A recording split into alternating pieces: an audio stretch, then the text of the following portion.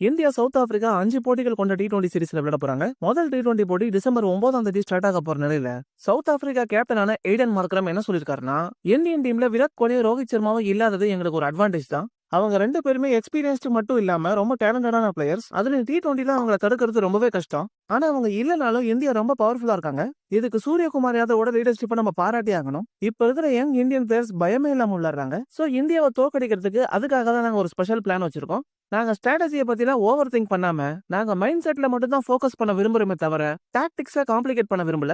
ஏன்னா டி20 ஒரு ஃபன்னான ஃபார்மேட். இந்த ஃபார்மேட்ல பிளேயர்ஸ் என்ஜாய் பண்ணி விளையாடணும். சோ சவுத் ஆப்பிரிக்கா ஒரு குறிப்பிட்ட பிராண்ட் ஆஃப் கிரிக்கெட்டை விளையாடணும்னு நினைக்கிறேன். அதாவது ஸ்ட்ரெஸ் இல்லாம ஃப்ரீயா விளையாடுறது, அட்டாக் பண்ணி விளையாடுறது, பயமே இல்லாம விளையாடுறது. இது மூணுத்தையும் நாங்க ஃபாலோ பண்ண போறோம். இதனால கண்டிஷன்ஸ்க்கு ஏத்த மாதிரி பெஸ்ட் பிளேயிங் லெவலை நாங்க கொண்டு வருவோம். குறிப்பா இந்த வென்யூல ஏற்கனவே 2 முறை இந்தியாவை சவுத் ஆப்பிரிக்கா தோக்கடிச்சிருக்கோம். சோ இந்த முதல் டி20 ஜெயிக்கிறது எங்களுக்கு ரொம்பவே க்ரூஷுவல். சோ நாங்க இந்த முதல் போட்டியை மட்டும் இல்லாம இந்த சீரிஸையுமே எந்த விதமான பெரிய பிளான்ஸுமே இல்லாம எங்களோட பிராண்ட் ஆஃப் கிரிக்கெட்டை விளையாடி இந்தியாவை கண்டிப்பா ஜெயிப்போம்னு மார்க்ரம் தெரிவிச்சிருக்காரு. மக்களை சவுத் ஆப்பிரிக்கா அவங்களோட மைண்ட் கேம்ஸ் ஆரம்பிச்சிட்டாங்க. இதனால இந்த சீரிஸ் ஜெயிக்க போறது இந்தியாவா இல்ல சவுத் ஆப்பிரிக்காவான்னு கமெண்ட் செக்ஷன்ல சொல்லுங்க. அப்படியே நம்ம வீடியோஸ் எல்லாம் பிடிச்சிருந்தா லைக்கும் சப்ஸ்கிரைபும் பண்ணி சப்போர்ட் பண்ணுங்க.